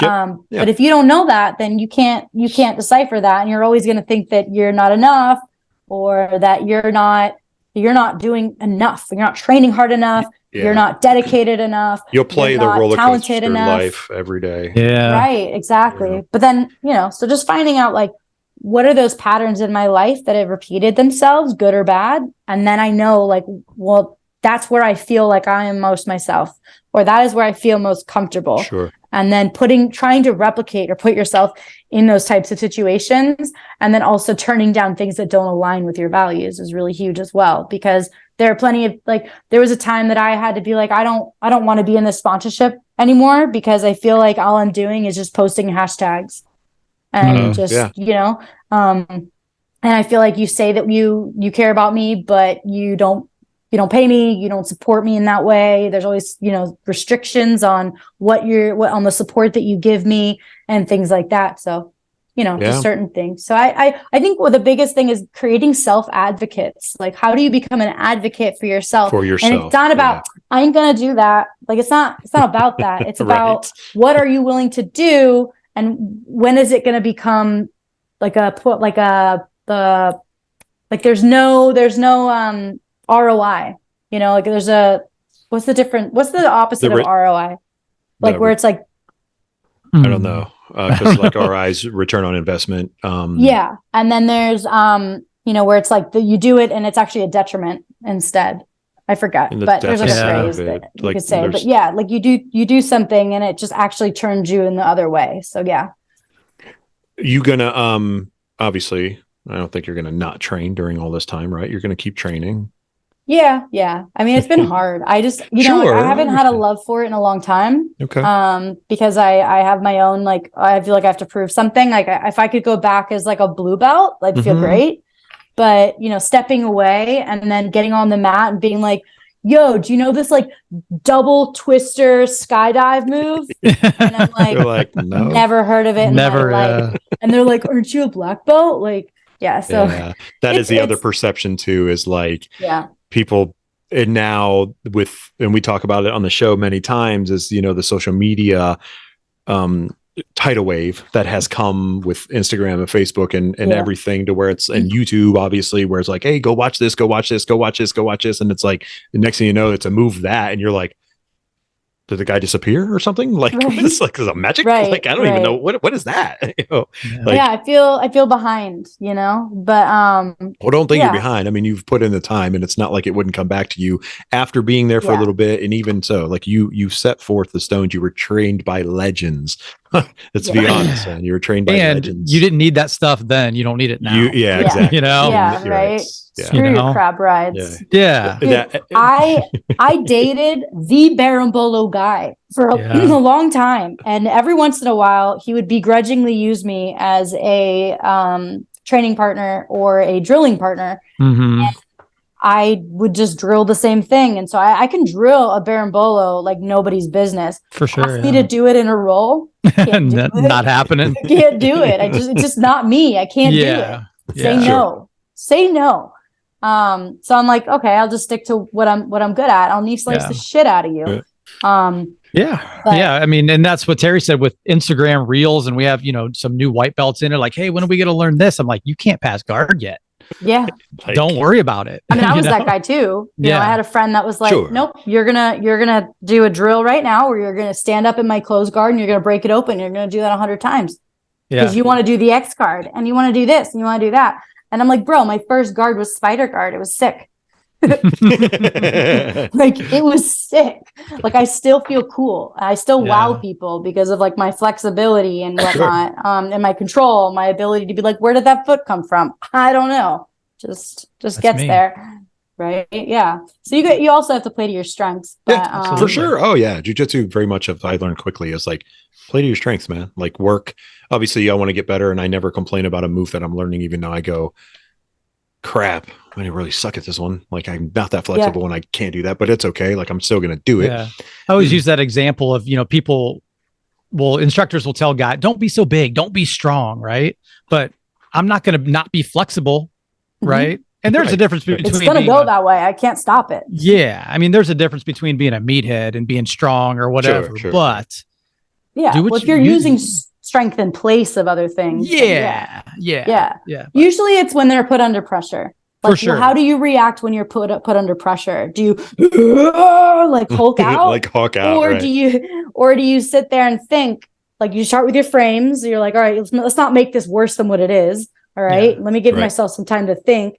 And then, okay, you're thinking. You're like, what is the best way to get out of this? And part of it is actually having a coach watch you roll and coach you. There's reflection on action, reflection in action, and reflection for action. So reflection in action is, hey, just put your foot right here. Boom, you got it. Keep going.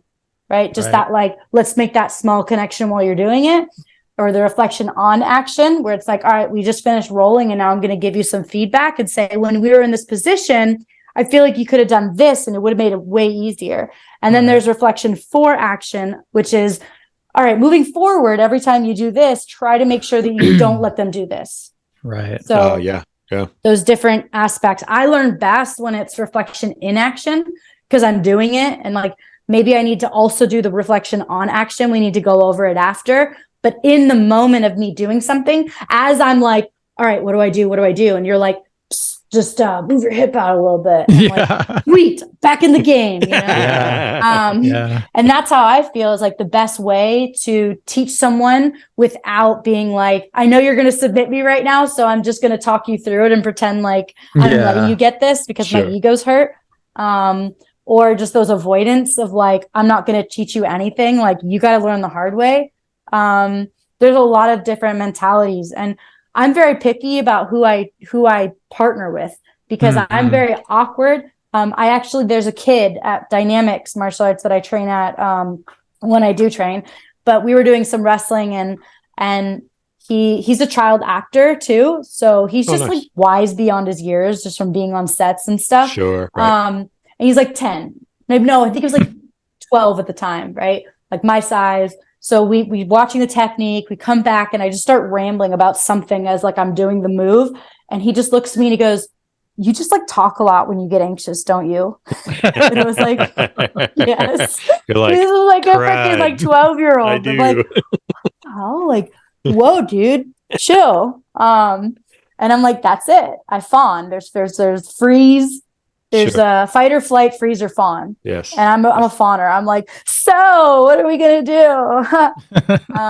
And so I need that ability to feel like I'm not like that perceived of like, oh no, they hate me. Oh no, I'm not a good training partner. Oh no, I don't want to have all of those thoughts going through my head. I want to feel like this person knows that I talk. They can tell me when to shut up, and I respect it. They don't mind me correcting them, and I don't mind them correcting me. That's the kind of partner that I'm looking for. Sure. So when I'm like paired up, and then all of a sudden like, hey Erin, can you go with Bob? I'm like, oh fuck, I don't know that guy. Like you're like, I don't want to go with Bob. Not maybe Bob. we'll be best friends, but Right. like today's not the day, Bob. Like I don't. Yeah. I'm like, not. I don't want a new best friend today, Bob. Yeah, like I'm not willing to meet new people. Right. Okay. Right. Yeah. But that's a whole nother personal issue, I guess. Yeah. But it's in the perspective of what you're going towards and, what you want to do. And I think it's awesome. I mean, good on you, Erin. Like you found something that you have a passion for and that you love, and that it can help a billion people, a bunch of people. Yeah.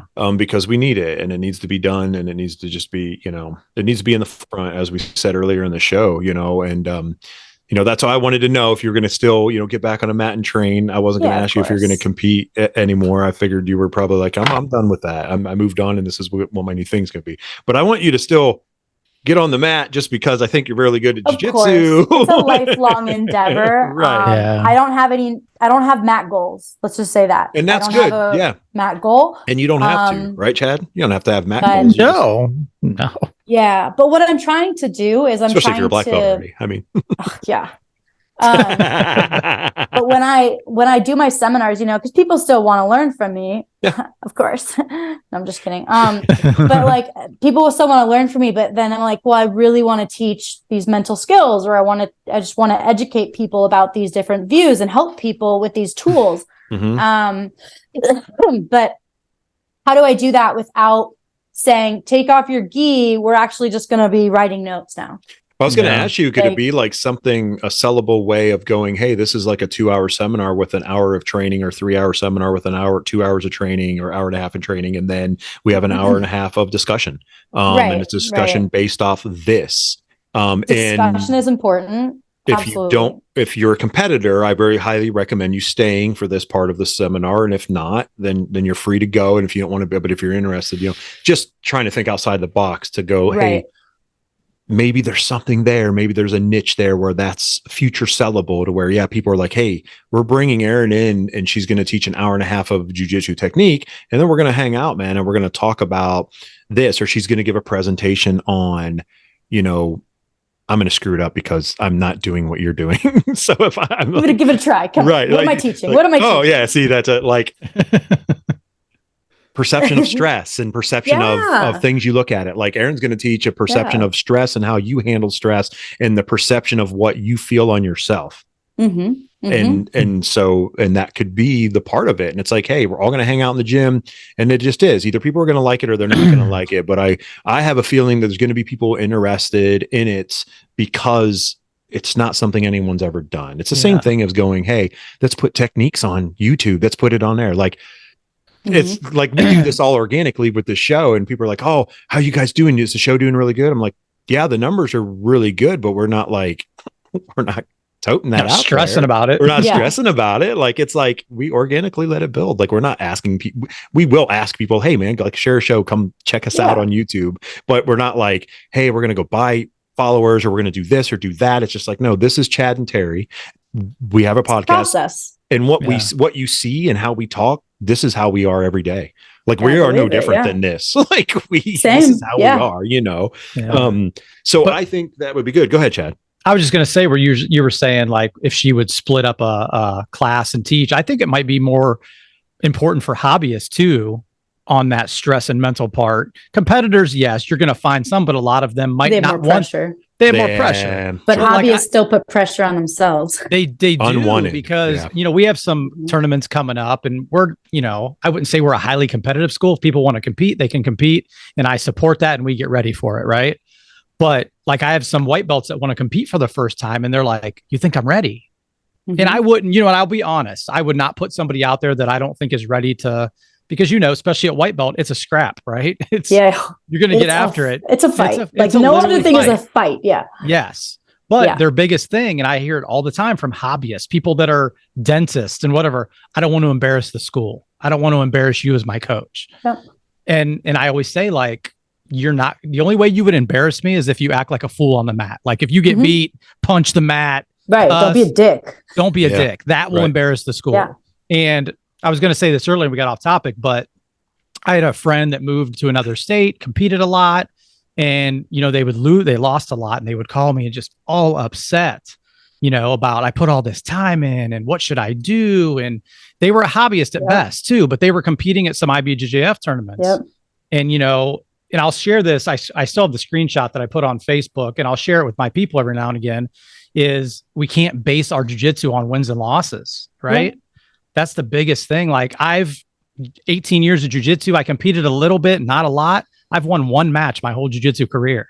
And I used to think that meant I sucked at jiu-jitsu. I can see why you would think that based on our culture, how it is. Right. Yeah. Especially, I came up in the, 2004 was my first year. It was a little different then. A little bit. And, I was with some 15. heart. Yeah. Yeah. Sorry. But, I think we get so in our own heads about embarrassing ourselves or your shame, right? And like, society has put that tag on everybody. And, right. Yeah. Well, there's the whole vulnerability equals shame, but vulnerability actually equals courage. Right. Right. Exactly. Yeah. It's just not perceived that way by the mass people, which it should be. And it should be. Yeah, it should be. Like when someone says like, hey, I've never competed before and I'm really nervous, but I really want to. The first thing you should say is like, fuck yeah, good on you. That's awesome. That's awesome that you are willing to put yourself out there and put your skills on the line because you don't know what's going to happen. That's another thing is like, you can't control. I cannot control. Like there was this one quote that I've like in one of my textbooks and then I've sort of like just made it my own, but the one word was orchestrate. So like you can only influence your opponent. You cannot orchestrate. And so we talk about how like jiu-jitsu is to control and subdue people and submit people. So if you're not doing those things, you're not doing jiu-jitsu right. But you cannot control another person's actions. They are not your puppet. You are not orchestrating what they're doing. It's not a dance routine. It's not a choreographed plan. You have to have a plan, but you got to have multiple contingencies. And that's what makes it so difficult is that every time you make a choice, there are 10 other choices to make. Yeah. And you have to make those choices so fast before that other person does to capitalize. Like that's what a fight is. You can't control the ref. You cannot control the ref. Right. You cannot say that every single ref is going to follow the rule set to a T because it's still so subjective.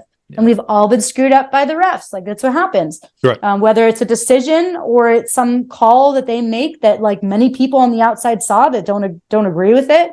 But the call was made and that's what we go by. They're human. Yep. Refs are human. We just had this conversation with my 9-year-old last weekend. Yeah. Saturday. It's hard to admit though, and it's hard. And then they say, well, don't leave it in the judges. It's like, if only it was that easy. Right. Like, okay, you're right. I should have submitted him. You're right. I'll do that next time. Because that's not the whole fucking goal. Like, I don't want to be in there longer than I have to. Like, I would much rather submit and get out of there before I get tired. In and out before. Like, let's get this out of the way, buddy. I got 3 more matches. Sure. Sure. So to this illusion of control and also responsibility, it's not your responsibility and it's not your fault. Like, could you have done better? Yeah, we could always do better. That's not the point, and it's like, so let's count your wins because you didn't win the thing that you wanted. But if you put all your eggs in that basket, you're going to be really disappointed. You're going to be very, very disappointed. Going back to the seminars is activities. That's what I want to do. So, nice. Okay. A lot of things is like, let me teach you about it and let's try it. Like, so Preet Mickelson does seminars where he teaches about a concept, like a position, right? And he only teaches you a little bit about it each time. So you start off with just being like on your side.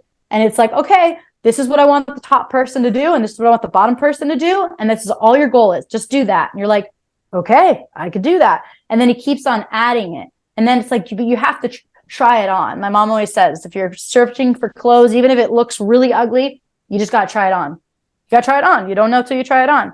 So that's what I'm about. I'm trying it, like the trial and error. Sure. So when I talk about self-regulation or arousal, well, okay, well then you've got to figure out from 1 to 9, which is like comatose versus like anxious and frenzied. Where's your ideal number? Where are you at now and where do you want to be? So maybe it means we talk about it. We say, okay, 1 to 2 is like really sluggish. 8 and 9 is like, I gotta go. And somewhere in between. Some people, it's going to be a 5 and a 6. They need to be a little bit height. Other people, they're like, nah, dude, I'm chill. I could be a 3 or a 4, but you don't know it until you're going through it and you can identify it. If I can't tell you what a 4 is, if I can't tell you what a 2 is in me, then I don't know where I need to be. It's just, and that's kind of when people say, all right, guys, we're going to go 72%. We're going to go 72%. And I'm like, what? I don't know what my 72% is. Right. What does that mean? Right. Like, does that mean like my breathing, like my heart rate's not going to go up? Like only it's up to like 72%. Well, what's my 100%? I don't know. Yeah. I don't know if I've ever gone my 100%. I don't know if I've ever gone 10%. So these like numbers, you've actually got to try them out. You got to work on them. So maybe it means, we go into groups and I say, okay, we're going to do a little bit of Shark Tank, right? And I want you guys to try a 9, go at 9, see what happens, become white belts again, go back to like live or die by this move or this grip and give each other bruises because you're gripping each other so hard through the gis. Now let's do a 1. Everybody moves like a sloth, right? Let's try that. All right, cool. And then let's see in the middle and then we work. Or it just means that, you go to practice, you don't tell anyone what you're doing, but in between rolls, you give yourself a number. And that's measuring your anxiety. That's measuring your arousal, or it's measuring your toughness or your confidence, or so that we can make it measurable because you cannot change something if you don't know where it's at. So that's kind of what sports psychology is. It's about being able to take these qualities and measuring them and then using science, evidence-based techniques that either improve or decrease or whatever you're trying to manipulate. This has been proven by science in these peer-reviewed journals that says this is what works. Diaphragmatic breathing works, to slow it down. Height breathing or imagining a very exciting place or a calming place. And then I can't be like, hey, go imagine a beach. And it's like, you're just afraid of like sharks. Right. Or you're like me and you live in LA your entire life, but you hate the sand because every time you leave the beach, it's just all over you. You just can't get it off. That's not relaxing for me. So I can't be like, all right, guys, we're on a beach. You're so relaxed. And I'm like, God, I hate it here. I hate it here. Oh God, I'm so itchy. This is terrible. So yeah, it's all about what works for you. And I have to give you kind of like the tool and what you need to do, but I can't do it for you. Yeah. Like I can't. Yeah. There's got to be a lot of self-involvement. Yeah. So there's collaboration. Yeah. And so I'm like, how do I market that? How do I tell people what it is? Like, I could just be like that dark horse that says, if you trust me, let me do this. And I know a lot of people that have already said, yes, you could do a seminar at my gym. But I want to be able to say like, because that's the thing about ethics is saying, this is what we're going to do. This is what you can expect from me. And this is what you can expect from our session. And this is what you're going to get out of it. Are you ready? Are you in? Do I have your consent? Are you willing to do these things? Yeah. And I can let people decide for themselves whether they're willing to do that work beforehand, before they show up, or they're not. Sure. That's the thing. You got to have someone willing to do the work, right? It's not like I'm just giving away like these like secrets. Like tomorrow you're gonna like, ooh. You mean tomorrow I'm not gonna wake up and everything's gonna be like Shallow Hal, Shallow Hal wants a gal, and he's like, you ruined it, man. I have the perfect woman. That's what awesome. There's no like, it's not hypnotized, like stuff. Yeah. So. One thing that we found out about Erin, Chad, this whole What's that? We know what kind of movie genre she likes. Yeah. Really bad comedies. Yeah. Like Deuce Bigelow. I'm just kidding, Erin. I'm just kidding. I have horrible taste in movies, but like I feel like I'm like the actual like millennial. Like I'm just very, very millennial. That was actually reassuring when I started, because like I'm a big memer. Like, I love memes. Okay. I've loved memes since there ever was a meme. Since they were a meme, I mean, yeah. I really love memes. And I feel like that's one of the best ways to connect to someone. And I drop memes into my friends' inboxes every day. And we have this mutual thing where we just constantly are sending memes to each other. And then maybe it starts a conversation. Are these maybe comedy memes, or are they but just in general? Like usually dark humor. Okay. Because I was thinking you could use like satire. the memes for your soon-to-be business, but now I don't know. I made a one meme one time that I put up on my page, and it was like this guy that was like you could tell it's at a club, and this guy is like talking to this girl's ear, and her face is just like, and it's like, oh, you're a black belt? I bet you could kick my ass. And it just, I mean, I really, it's weird. Like I can't make one and like make it make sense, but I know what a good one is. And I'm really, really good at like sending a very specific meme to a specific person. Yeah. And that's how I know that like I can really understand people, because I listen to what they say. So we could be talking about dolphins, and I'll see a meme on a dolphin tomorrow, and I'll send it to you guys, because it'll just be like, oh my God. Right. You get it? Like inside joke. Sure. There's connection. This will be good for your clients. You know that then. Because if you build that rapport with your clients, you could do that, and that's another thing. Like it doesn't have to be for other people, but you have that's another niche that you could do. Dude, do you know how many people have been like, "Oh my God, I needed this right now"? Yeah, see, and I'm like you find out what people's humor is, and you find out a lot about them, don't you? Yeah. Yeah, driving and humor. What you joke about and how you drive. It's like that's how you could figure out about people. Yeah. Man, awesome. 2 hours. Yeah. Amazing. I have so much content, guys. Thank you so much. You do. No, that's awesome. Well, hey, Erin, we got you for 2 hours. It's awesome stuff. We can't thank you enough for being on the show. Yeah. Do this. Shout out everything on how to get to you. Anything you want. And I always make sure everything's in the show notes so they can click on it and so on and so forth. So any sponsors or whatever. I know we earlier about sponsors, but have at it. Go ahead.